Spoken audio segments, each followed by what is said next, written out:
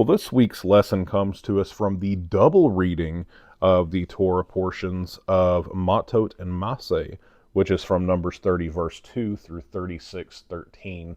And the reason why I say it's a double portion as compared to a regular one is it's a regular year in the Jewish calendar. If this were what was considered a Jewish leap year, there's 7 portions of readings that are double portions, that when they have this leap year, they actually kind of split them apart to help fill the calendar and fill some of the gaps. And so, as I said, since this is a regular year, we're just going to take one lesson from these 2 portions, and it's actually going to come from Numbers chapter 32. And when we come rolling up on this scene in Numbers chapter 32, there's a lot that's gone on in this book so far. And just by what I mean by lots going on in this book, I don't mean Genesis, Exodus, Leviticus, and all of Numbers combined. I'm talking about just in the book of Numbers alone. Because whenever you actually find that Israel left Egypt and they were going to the promised land itself, that should have only been an 11-day journey on foot. And even if you want to throw in a couple of Sabbaths for a break and a walk, this still should have been a 2-week journey that has evolved and morphed into a 40-year odyssey. And the reason I bring this time factor into play is when you look from them leaving Egypt in the book of Exodus and getting to Mount Sinai, roughly Exodus 17:18, all the way through the book of Leviticus and almost the first dozen chapters in the book of Numbers, that half book of Exodus, full book of Leviticus, and the half book, or 1/3 book I should rather state, in the book of Numbers, all of that happens within roughly a 1-year time frame. And so what you find in Numbers 10, 11, up to the end of the book of Numbers, that's actually about a 38 or 39-year span worth of time just in 20 some odd chapters. And so a lot has gone on here in the book of Numbers. And what I want to draw your attention to is, I believe I've already said, it's in Numbers 32. And we're going to talk about 3 tribes in particular. We're going to talk about Gad, and we're going to talk about Reuben. And what has happened here is they are right on the precipice of getting ready to more or less cross over. They're at the end of their 40 years, and at this point in time, there's some things coming to light. And as they're getting close to the Jordan, the tribes of Gad and the tribe of Reuben actually come up to Moses, and they come up to Eleazar, who was the son of Aaron, since Aaron's already passed, and they come up to some other prominent congregate leaders, and they make the statement that the children of Israel and the children of Reuben, they have multitudes of livestock, and they're eyeballing this land, and they look over and they look across and they say, hey, look, this land is prime pickings. It's prime real estate for livestock for us who have bull and ox and sheep and cattle, and we have all the above. And since it's good for animals, we have a lot of animals. We're making this request now that we do not cross the Jordan River to inherit land in the promised land. And immediately whenever this statement is made, Moses flies into this fit of panic. Why? Well, because in Moses' mind, he puts this request on par with what turned this journey from what was going to be lesser than 2 weeks into 40 years. Remember, it was the sin of the spies who went out and came back a negative report of the land. Had it not been for them saying that they were grasshoppers in the eyes of people and they'd be squished like a grape under the foot of an elephant, this would have been over in 2 weeks. However, it turned into a 40-year process because of the faithlessness of the 10 versus the faith of the 2, Joshua and Caleb. And of course, it's interesting because we find that Joshua, who would become Moses' successor, he is able to go over to the promised land, whereas Caleb does as well. And what's significant about those 2 in comparison to the rest? Of the initial inaugural census that we find taken, 603,550, they were the only 2 enumerated who actually made it to the promised land. And it's because they seeked God's faithfulness, that he would in fact deliver them over to this promised land. And so whenever we find that Moses hears this request, he automatically goes, and he even says so much, that this is just like the sin of the spies. They didn't want to enter the land, and now you don't either. What's up with this? But what is neat here is when you take a look at some of the elements that are in play, it almost harkens to another story in Scripture as well. And since they are on the precipice of the Jordan, getting ready to cross over, this will be the first time in not just a handful of years, not just a few decades. This will be the first time in centuries that Israel will come into their own land and have their own spot as a nation. And of course, this is before Reuben and Gad dropped the bombshell on Moses. This will be the first time in longer than the United States has been its own independent nation that they will have their own place in their own land, and they will not be subjugated to somebody like the Egyptians. This is the first time since their father Jacob, or Israel, was alive that they could see such a feat. And here's what's interesting, at least to my mind. Here's the striking detail about this. What was the whole reason that all of this is taking place now? Well, if you go back all the way to the book of Genesis, specifically around chapter 37, we find that all 12 boys are present. The father's present, it's Jacob, there's Israel. And while there's not absolute harmony and seamlessness between the brethren, we do find them existing with one another. But there was something there that existed, some animosity that they held toward their brother Joseph, that actually fractured and splintered the whole family, and in a lot of ways caused what we read now, because it was them putting him in the pit, kind of making deliberation if it would be better to kill him or to sell him. Eventually he gets sold, he's a slave.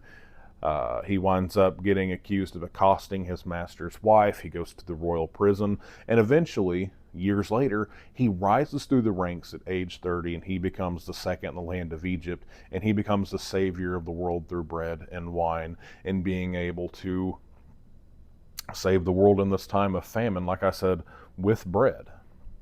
And the brothers come up. Eventually the identity is revealed of who he is, and they make the trek from their land to Egypt, and now everything's coming back together again. But back to Numbers chapter 32. It says here in verse 2, it says, "The children of Gad and the children of Reuben came to speak to Moses, Eleazar the priest, and the leaders of the congregation. They said, this country which the Lord has defeated before the congregation of Israel, it's a land for livestock, and, well, we your servants, we have livestock. Therefore, they said, if we have found favor in your sight, let this land be given to your servants as a possession, and do not take us over the Jordan." And Moses says to the children of Gad and to the children of Reuben, "Shall your brethren go to war while you sit here? Now why will you discourage the heart of the children of Israel from going over to the land which the Lord has given them? Thus your fathers did when I sent them from Kadesh Barnea to the land." And of course talks about how they went to the valley of Eshcol. They saw the land, it discouraged the heart of the children of Israel, and they didn't want to go to the land. He's like, you're putting the same type of dagger straight into the hearts of the nation, disheartening them. You know, what was going to be 2 weeks has already wound up being 40 years.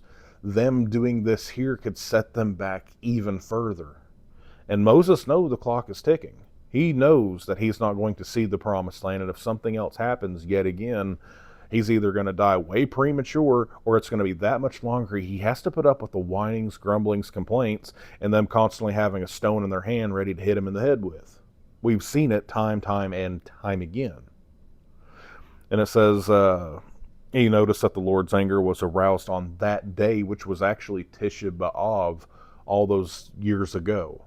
And I had made mention about how historically that same day that the spies went out and gave a negative false report of the land, that day has lived in Jewish infamy.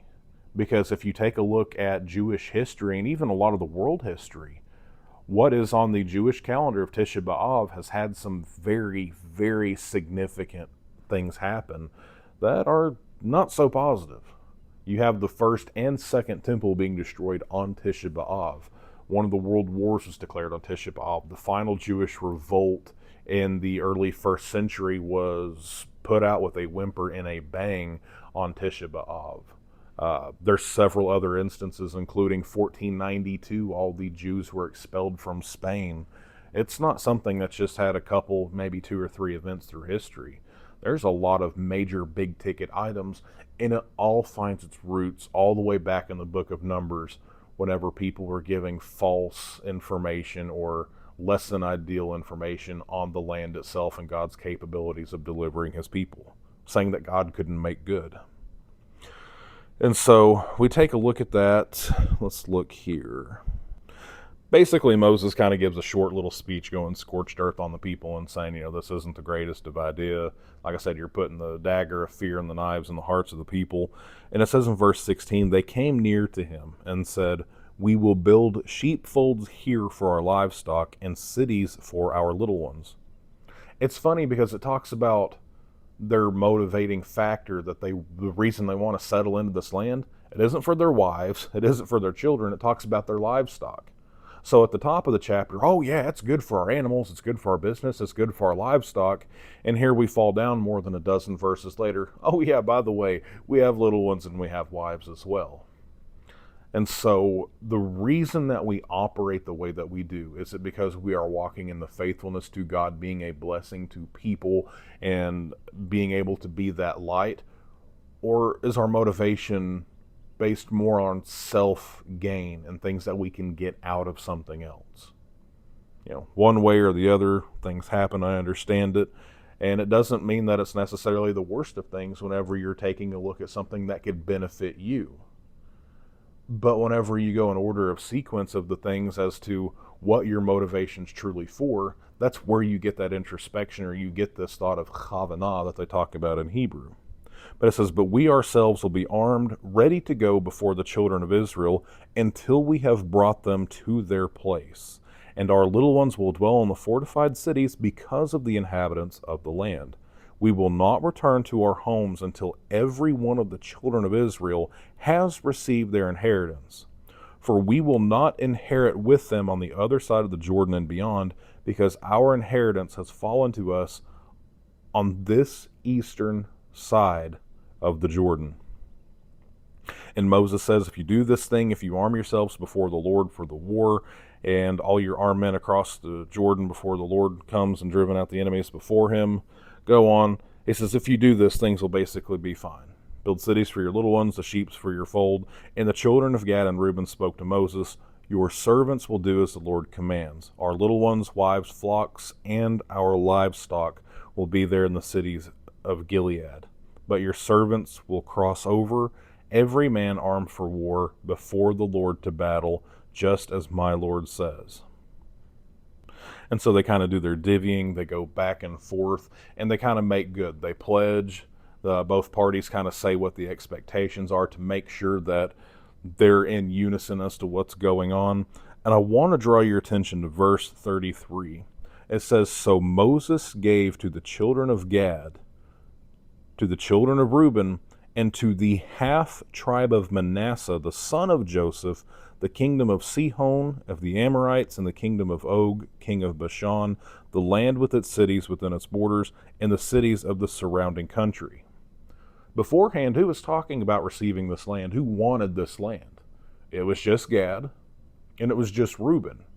But now that we're finding the half-tribe, or portion, I think really would be the more accurate word here, the portion of Manasseh is also being flung into the midst.